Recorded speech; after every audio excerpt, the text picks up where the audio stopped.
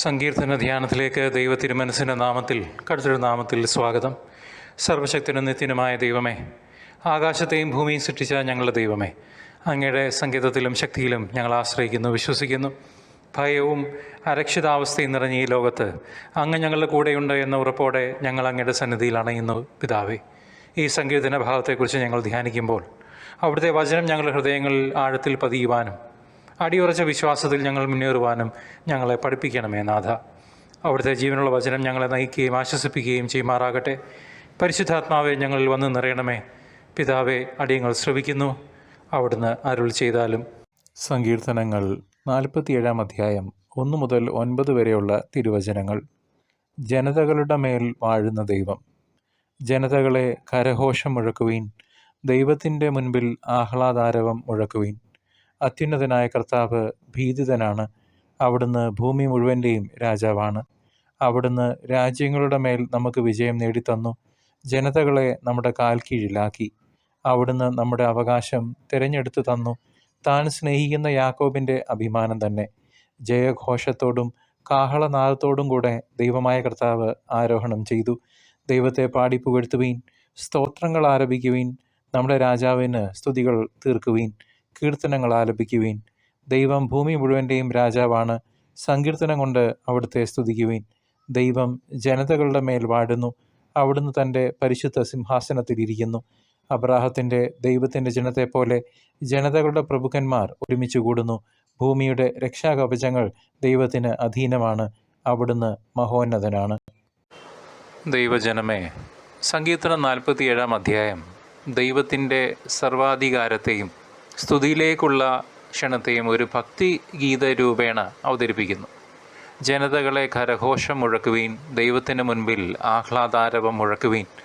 അത്യുന്നതനായ കർത്താവ് ഭീതിതനാണ്, അവിടുന്ന് ഭൂമി മുഴുവൻ്റെയും രാജാവാണ് എന്ന വാക്യം ദൈവത്തിൻ്റെ മഹത്വം ലോകം എമ്പാടെയുമുള്ള ജനതയിലേക്ക് വിളിച്ച് ചൊല്ലുന്നു, ഓതുന്നു. ഭൂമിയുടെ രാജാവായ ദൈവം എന്ന നിലയിലാണ് ആമുഖം തന്നെ. അവൻ നമ്മുടെ ദൈവം മാത്രമല്ല, എല്ലായിടത്തും സർവാധിപതിയുമാണ്. ഈ സങ്കീർത്തനം ആരാധനയെ ഒരു ആന്തരിക വികാരമായല്ല, മറിച്ച് ഒരു ഗ്ലോബൽ സെലിബ്രേഷനുള്ള ഉത്സവത്തിൻ്റെ ആഹ്വാനമാണ്. സകല ജനങ്ങളും ദൈവത്തിൻ്റെ സിംഹാസനത്തിന് മുമ്പിൽ ഒന്നിക്കുന്ന ഒരു വലിയ ഇൻ്റർനാഷണൽ ഫെസ്റ്റിവൽ. സത്യത്തിൽ നമ്മുടെ ജീവിതത്തിൽ നമ്മെ ഭരിക്കുന്നത് ആരാകണം എന്നതിൻ്റെ ഉത്തരം ആയി ഈ സങ്കീർത്തനം. ദൈവം തന്നെ ആ ഉത്തമ പദവിയിൽ ദൈവത്തെ പ്രതീക്ഷിച്ച് ഉറച്ചിരിക്കുകയാണ്. ഈ തിരിച്ചറിവ് നമുക്ക് ആശ്വാസം പകരുകയും ദൈവപരമായ ഭയം ഉണർത്തുകയും വേണം. അത് അകാരണമായ ഭയമല്ല, പാപത്തിൽ നിന്ന് ഓടി അകലുന്ന ഭയത്തെയാണ് ഇവിടെ സൂചിപ്പിക്കുന്നത്.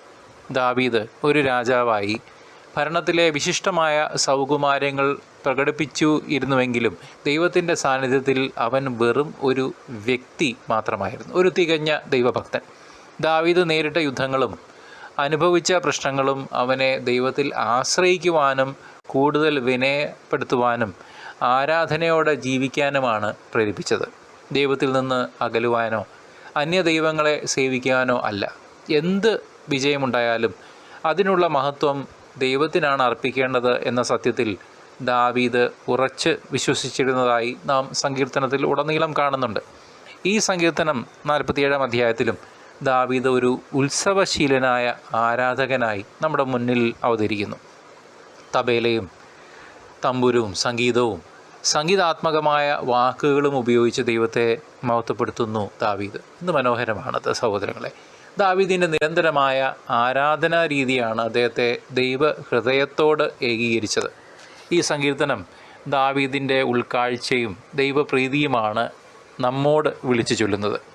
ഇന്നത്തെ നമ്മുടെ പ്രശ്നസങ്കീർണമായ ലോകത്തിൽ പ്രിയ സഹോദര സഹോദരി, നമ്മൾ അനവധി ആശങ്കകളുടെയും സമ്മർദ്ദങ്ങളുടെയും ഭീതികളുടെയും ഒറ്റപ്പെടലിൻ്റെയും ഒക്കെ ഭവിഷ്യത്തുകൾ അനുഭവിച്ചുകൊണ്ടിരിക്കുകയല്ലേ.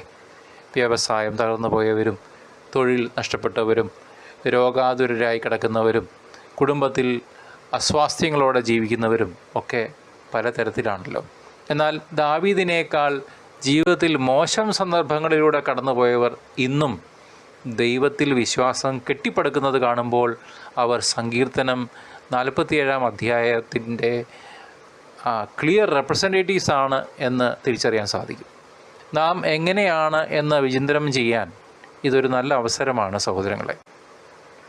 ഒരു ഉദാഹരണം പറയുകയാണെങ്കിൽ, എനിക്കറിയാവുന്ന ഒരു കുടുംബനാഥൻ, പേര് ഞാൻ വെളിപ്പെടുത്തുന്നില്ല. ആ വ്യക്തി ജോലി നഷ്ടപ്പെട്ടിട്ടും ദൈവത്തിൽ വിശ്വാസം ഒരിക്കലും നഷ്ടപ്പെടാതെ, തെല്ലും നഷ്ടപ്പെടാതെ, ഇതെനിക്ക് വ്യക്തിപരമായി അറിയാവുന്ന ഒരു മനുഷ്യനാണ്. ആ വിശ്വാസം ജോബിനെ പോലെ നഷ്ടപ്പെടുത്താതെ തൻ്റെ കുടുംബത്തെ ആത്മവിശ്വാസത്തോടെ ചേർത്ത് പിടിച്ചു. ഇന്ന് ദൈവം അദ്ദേഹത്തിന് അനവധിയായിട്ടുള്ള അനുഗ്രഹങ്ങൾ നൽകി അദ്ദേഹത്തെ അനുഗ്രഹിച്ചുകൊണ്ടിരിക്കുകയാണ്. ആ മനുഷ്യൻ ആ വ്യക്തിയുടെ ഫ്രണ്ട് സർക്കിളിനും ആ വ്യക്തിയുടെ കമ്മ്യൂണിറ്റിയും ആ വ്യക്തിയുടെ ജോലി സ്ഥലങ്ങളിലുമൊക്കെ ഇപ്പോൾ ഒരു വലിയ ജീവിത സാക്ഷ്യമായി മാറിയിരിക്കുകയാണ്. ഇത് തന്നെയല്ലേ ഈ സങ്കീർത്തനത്തിൻ്റെ ഉള്ളടക്കവും. നമ്മളും ഭക്തിയോടെയും ധൈര്യത്തോടെയും ദൈവം നമ്മുടെ ജീവിതങ്ങളെ ഭരിക്കുന്നു എന്ന ഉറച്ച വിശ്വാസത്തോടെയും എല്ലാ പ്രതിസന്ധികളെയും നേരിടാൻ തയ്യാറാവണം പ്രിയ സഹോദര സഹോദരി.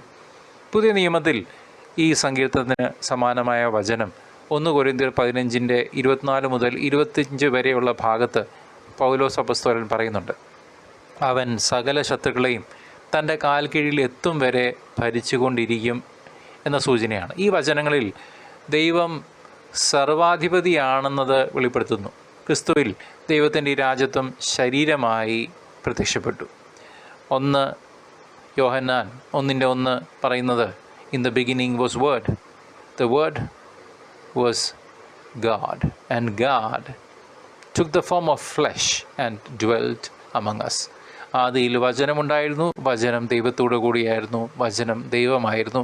ആ വചനമാണ് മാംസം ധരിച്ച് നമ്മളുടെ ഇടയിൽ ക്രിസ്തുവായി ജീവിച്ച് നമുക്ക് വേണ്ടി ക്രൂശിക്കപ്പെട്ട് ഉയർത്തെഴുന്നേറ്റ നമ്മുടെ പൊന്നേശു. സങ്കീർത്തനം 47 നമ്മുടെ പിതാവായ ദൈവം മനുഷ്യരാശിയെ കീഴടക്കിയ ശേഷം സിംഹാസനാരൂഢനായി ഇരിക്കുന്നതിനെ പറ്റി സൂചിപ്പിക്കുന്നുണ്ട്. പുതിയ നിയമത്തിലെ യേശുവാണ് ആ സിംഹാസനത്തിലെ ദൈവത്തെ പ്രതിനിധീകരിക്കുന്നത്. പ്രിയ സഹോദരങ്ങളെ, കർത്താവ് ശാന്തശീലനാണ്. ആ ശാന്തശീലൻ തന്നെയാണ് രാജാവായി വീണ്ടും എഴുന്നള്ളാൻ പോകുന്നത്. ക്രിസ്തുവിൽ നാം അവൻ്റെ രാജ്യത്വത്തിൽ പങ്കാളികളാകുന്നു, നിത്യമായ അവിടുത്തെ രാജ്യത്തിൽ നിന്നും കാത്തിരിക്കുന്ന ജനം പോലെ. അതിനാൽ സങ്കീർത്തനം 47 അധ്യായം പുതിയ നിയമത്തിൽ നമുക്കൊരു പാഠം നൽകുന്നുണ്ട്. ദൈവം ഇപ്പോഴും ഭരിക്കുന്നു, അവിടുത്തെ പുതിയ ഇസ്രായേലായ നമ്മളെ ക്രിസ്തുവിൽ കൂടി. ക്രിസ്തുവിൻ്റെ രണ്ടാം വരവിനായി തയ്യാറാകുന്നതിൻ്റെ ആധികാരിക മാർഗം ദാവീദിനെ പോലെ ആത്മാർപ്പിതമായ വിശ്വാസത്തിൽ ജീവിക്കുക എന്നതാണ്. ദൈവം നമ്മുടെ സുരക്ഷയാണ്. കർത്താവ് വീണ്ടും വരും, ഒരു സംശയവുമില്ല. എന്നാൽ അവൻ്റെ കൽപ്പനകൾ അനുസരിക്കുന്നവർക്ക് വേണ്ടി മാത്രമാണ് അവൻ വരുന്നത്. പ്രത്യേകം ശ്രദ്ധിക്കണേ. ബാക്കിയുള്ളവരെ 10 കന്യകമാരുടെ ഉപമയിൽ പറയും പോലെ ഞാൻ നിങ്ങളെ അറിയുന്നില്ല എന്ന മറുപടി കേൾക്കാൻ നാം ആയിട്ട് ഇട വരുത്തരുത് ദൈവജനമേ. ജീവിതം തകരുന്നത് പോലും ആ അവസ്ഥയിൽ നമുക്ക് അങ്ങോട്ട് തോന്നുകയാണ്. ദൈവം ഇല്ല എന്നുള്ളൊരവസ്ഥയിൽ എനിക്കെല്ലാം നഷ്ടപ്പെടുന്നു, ഞാൻ കടബാധ്യതയിലാണ്. ദൈവം ആരെയും തകർക്കുന്നില്ല. നമ്മുടെ പ്രവൃത്തികൾ തന്നെയാണ് നമ്മുടെ മുന്നിൽ ഒരു മിറർ ഇമേജ് പോലെ വന്നിട്ടുള്ളത്. നാം ദൈവത്തെ ജോബിനെ പോലെ, മോശയെ പോലെ, അബ്രാത്തെ പോലെ, പഴയ നിയമത്തിലെ പ്രവാചകന്മാരെ പോലെ ഒക്കെ കൈവിടാതെ കർത്താവിന് കൊടുക്കേണ്ട 1-ാം സ്ഥാനം കൊടുത്ത് ജീവിച്ച് നോക്കിക്കേ. നമ്മൾ ഒന്നും അറിയാണ്ട് തന്നെ എല്ലാം താനെ സെറ്റിലാവുന്നത് നമുക്ക് കാണാൻ സാധിക്കും. എൻ്റെ വ്യക്തിപരമായ ജീവിതം അതിന് ഉദാഹരണമാണ്. ദൈവം എല്ലാം നമ്മളായ മക്കൾക്ക് വേണ്ടി എല്ലാം ഒരുക്കി വച്ചിരിക്കുകയാണ്. നമ്മൾ പല സമയത്തും നമ്മൾക്ക് ലൗകികമായിട്ടുള്ള അനുഭവങ്ങൾ വന്നു കഴിയുമ്പോൾ ധൂർത്ത് പുത്രനെ പോലെ നമുക്കുള്ള ഷെയറും വാങ്ങി വീട്ടിൽ നിന്ന് ഒരു തവണയല്ല പലതവണ ഇറങ്ങിപ്പോകുന്ന ഒരു അനുഭവമാണ് നമ്മളുടെ സ്വർഗസ്ഥനായ അപ്പൻ കൊടുത്തുകൊണ്ടിരിക്കുന്നത്. എത്ര തവണ ഇറങ്ങിപ്പോയാലും 2 കൈ നീട്ടി കതക് തുറന്ന് കാത്തിരിക്കുന്ന ആ നല്ല അപ്പൻ്റെ അടുക്കിലേക്ക് നമുക്ക് മടങ്ങി വരണ്ടേ. അതുകൊണ്ട് ഉന്മേഷത്തോടെ നമുക്കും ഏറ്റുപറയാം, ദൈവം ഭരിക്കുന്നു, ആ ദൈവത്തിൽ, സത്യദൈവത്തിൽ ഞാൻ ഉറച്ച് വിശ്വസിക്കുന്നു. ദൈവജനമേ തിരിച്ചറിയണം, നാം ആരും തനിച്ചല്ല. നാം ആയിട്ട് തനിയെ നമ്മളെ ആക്കരുത്. ദൈവം നമ്മെ സ്നേഹിക്കുന്നു. നമ്മുടെ ഓരോരുത്തരോടും അവിടുത്തെ കൈനീട്ടി വിളിക്കുന്നു ചേർത്ത് പിടിക്കാൻ. നമ്മളെ ഉയർത്താൻ, കൂടെ നടക്കാൻ, കെട്ടിപ്പിടിക്കാൻ. ഇതാ ഞാൻ എന്ന് പറയാം സ്നേഹത്തോടെ നമ്മുടെ അപ്പനോട്. സഹോദര, സഹോദരി, ഞങ്ങളുടെ കർത്താവായ യേശു ക്രിസ്തുവെ, അങ്ങയുടെ വചനം ഞങ്ങൾക്കായി തുറന്നു തന്നതിനും ഞങ്ങളോട് സംസാരിച്ചതിനും ഞങ്ങൾ നന്ദി പറയുന്നു. സങ്കീർത്തനങ്ങളിലൂടെയുള്ള ഈ യാത്രയിൽ ഞങ്ങളുടെ ഹൃദയങ്ങളിൽ അങ്ങ് വിതച്ച വചനം ഞങ്ങളിൽ ഫലം പുറപ്പെടുവിക്കുവാൻ സഹായിക്കണമേ. ഞങ്ങൾ ചെയ്തതും ചെയ്യാൻ പാടില്ലാത്തതും പറയാൻ പാടില്ലാത്തതുമായ എല്ലാ പാപങ്ങളും ഞങ്ങളോട് ക്ഷമിക്കണമേ. ഈ വചനം ഞങ്ങളുടെ ജീവിതത്തിൽ പ്രാവർത്തികമാക്കുവാനും അങ്ങയെ കൂടുതൽ അറിയുവാനും സ്നേഹിക്കുവാനും അടിയങ്ങളെ സഹായിക്കണമേ. ഞങ്ങൾ ജീവിച്ചിരിക്കുന്ന കാലം മുഴുവൻ അവിടുത്തെ ഹിതം നിറവേറ്റാൻ ഞങ്ങളെ പ്രാപ്തരാക്കണമേ. യേശുവിൻ്റെ നാമത്തിൽ ഞങ്ങൾ യാചിക്കുന്നു. ആമേൻ. സഹോദരങ്ങളെ, കർത്താവിനെ ഇനിയും അറിയാത്ത ഒരു വ്യക്തിക്കെങ്കിലും ഈ സങ്കീർത്തന ധ്യാനം പങ്കുവയ്ക്കാം. സുവിശേഷ വേലയിൽ നമുക്കും കൂട്ടാളികളായി പങ്കുചേരാം. ദൈവം നിങ്ങളെയും നിങ്ങളുടെ ജീവിതങ്ങളെയും സമൃദ്ധമായി അനുഗ്രഹിക്കുകയും അത്ഭുതകരമായി വീണ്ടെടുക്കുകയും ചെയ്യട്ടെ.